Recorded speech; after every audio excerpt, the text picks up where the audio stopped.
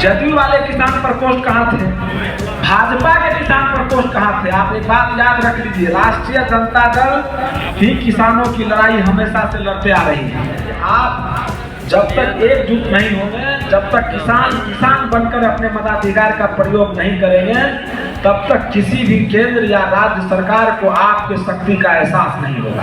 मैं हूं आपके साथ प्रार्थना।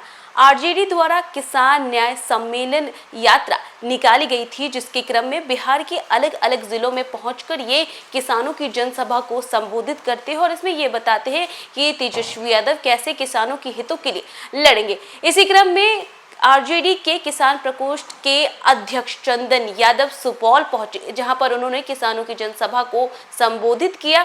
इसी के साथ साथ बता दें कि पटना के बापू सभागार में किसान न्याय सम्मेलन का आयोजन होने वाला है, जिस आयोजन में उन्होंने जितने भी किसान मौजूद थे उन सभी को यहाँ पर आने के लिए आमंत्रित किया।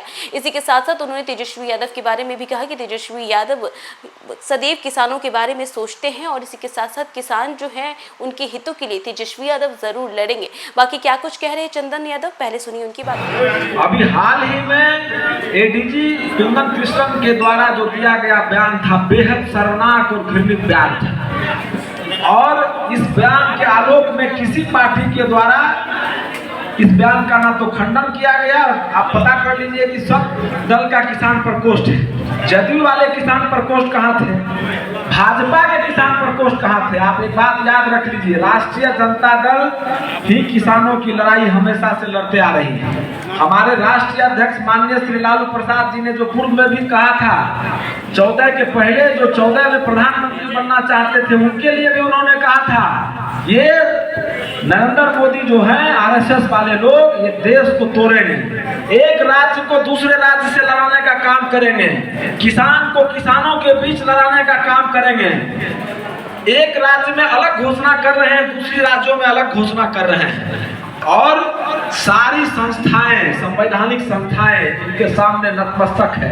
इन साजिशों को समझना पड़ेगा, और इस साजिशों को न केवल समझना पड़ेगा बल्कि और किसान संगठन से, बिहार के भी किसान संगठनों को सीख लेना पड़ेगा।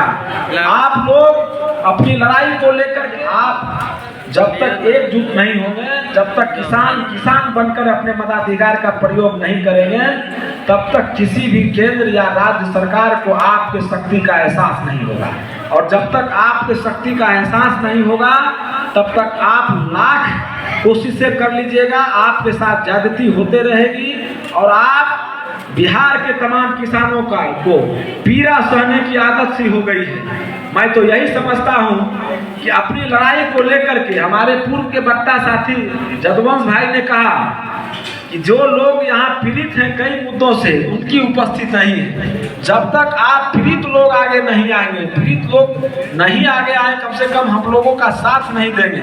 यहाँ उपस्थिति अच्छा खासा है, मैं इस पर नहीं, मैं इन जनरल पूरे बिहार की बात क्यों कर रहा हूँ। अब आप देख लीजिए कि ये मान लीजिए कि मोबाइल है, अब इस मोबाइल का जो कीमत है वो किसने तय किया है, दुकानदार किया है तय, और किसानों की जमीन का जो मूल्य है कौन तय कर रहे हैं, सरकार। औने पौने दामों में जबरिया सरकार जमीनें जो किसान से है उनके द्वारा छीनी जा रही है। उदाहरण के तौर पर अगर 5 करोड़ का जमीन है तो उसको 20 लाख में लिया जा रहा है, और कृषक जो लोकतंत्र में संवैधानिक अधिकार है आंदोलन करने का, अगर वो सड़क पर आते हैं तो उन पर। देखिए, सुपौल पहुंचे थे आरजेडी के किसान प्रकोष्ठ के अध्यक्ष चंदन यादव, जहां पर उन्होंने किसानों की जनसभा को संबोधित किया। आरजेडी द्वारा ये किसान न्याय यात्रा निकाली जाती है, जिसमें बिहार के अलग अलग जिलों में पहुंचकर वहां के किसानों की जनसभा को ये संबोधित करते हैं। इसी के साथ वो ये भी बताते हैं कि तेजस्वी यादव किसानों के बारे में सोचते हैं और किसानों के हितों की बात करते हैं, उनके हितों के लिए लड़ेंगे। इसी के साथ साथ बापू सभागार में किसान न्याय सम्मेलन का आयोजन होने वाला है, जिस आयोजन में अधिक से अधिक किसानों की संख्या बढ़ाने के लिए उन्होंने उन सभी किसानों को संबोधित करते हुए आमंत्रित भी किया है कि ज्यादा से ज्यादा संख्या में किसान आए और इस सम्मेलन में शामिल हो। तो फिलहाल इस खबर में बस इतना ही। देश दुनिया की तमाम अपडेट्स के लिए देखते रहे न्यूज़4 नेशन।